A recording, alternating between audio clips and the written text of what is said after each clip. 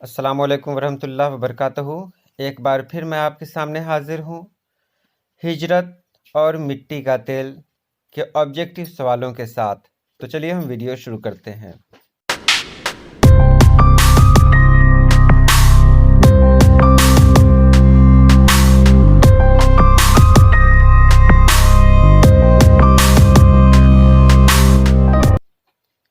यहाँ आप देख रहे हैं हमारे सामने चार ऑप्शन है। ख्वाजा हसन निज़ामी कहाँ पैदा हुए? दिल्ली, आजमगढ़, कोलकाता, बनारस। क्या जवाब होना चाहिए इसका? तो दिल्ली। मैंने दिल्ली पर टिक लगाया जो बिल्कुल सही था। ख्वाजा हसन निज़ामी का नाम वालिदैन ने क्या रखा? मीर अनीस, मीर अमन, कासिम अली, मीर मोमिन।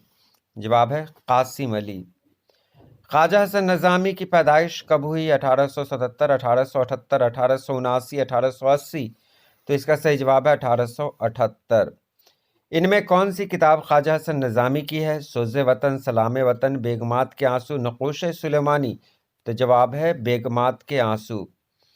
ख्वाजा हसन निज़ामी को क्या क्या कहा जाता है? जाने फितरत, राज़े फितरत, तर्ज़े फितरत, मुसव्विर फितरत। तो सही जवाब है मुसव्विर फितरत। उसके बाद है रॉकफेलर कौन था? सोने का ताजिर, हीरे का ताजिर, मिट्टी के तेल का ताजिर, कोई नहीं। तो जवाब है मिट्टी के तेल का ताजिर। सबसे कमतर किसे माना गया है? हवा, पानी, मिट्टी, आग। तो जवाब है मिट्टी को। मिट्टी का तेल सभी तेलों से बढ़कर क्यों है?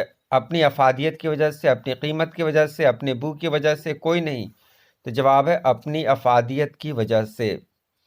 मिट्टी का तेल सबसे क्यों है? क्यों यहाँ गलत लिखा गया है? मिट्टी का तेल सबसे है बेगरज, अहम, महंगा, खास। तो जवाब है बेगरज। उसके बाद मिट्टी की खाली जगह पर तरस आता है। खूबी पर तरस आता है, खामी पर तरस आता है, बेचारगी पर तरस आता है, सादगी पर तरस आता है। तो जवाब है बेचारगी पर तरस आता है।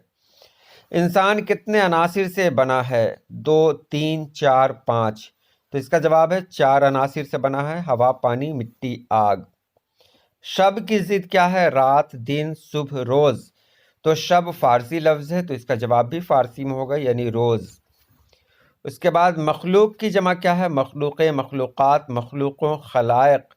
तो जवाब है मखलूक़ात। तकलीफ की जमा क्या है? तकल्लुफ़, तकल्लुफ़ात, तकलीफ़ें, तकालीफ।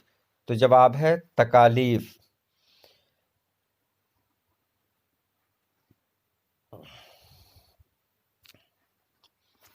उसके बाद अमल की जमा क्या है? अवामिल, आमिल, अमलियात, आमाल। तो अमल की जमा है आमाल। नेटवर्क स्लो होने की वजह से कभी कभी जवाब में देर हो जाती है। अब हिजरत से सवाल पूछा जा रहा है। हिजरत क्या है? अफसाना, मजमून, दास्तान, इंशाइया। तो हिजरत इंशाइया है।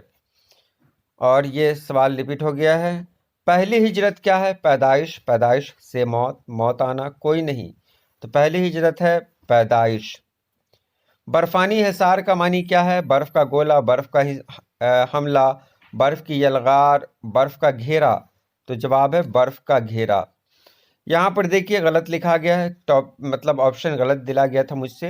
अहमद जमाल पाशा की पैदाइश कब हुई? सही जवाब होना था 1929 में, जबकि गलत टिक लग गया था, मतलब सेटिंग में, क्वेश्चन सेटिंग में गलत 1930 दिला गया था।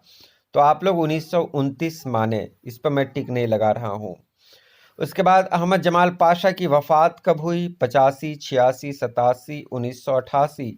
तो सही जवाब होगा 1987। और यही जवाब यहाँ पर भी है।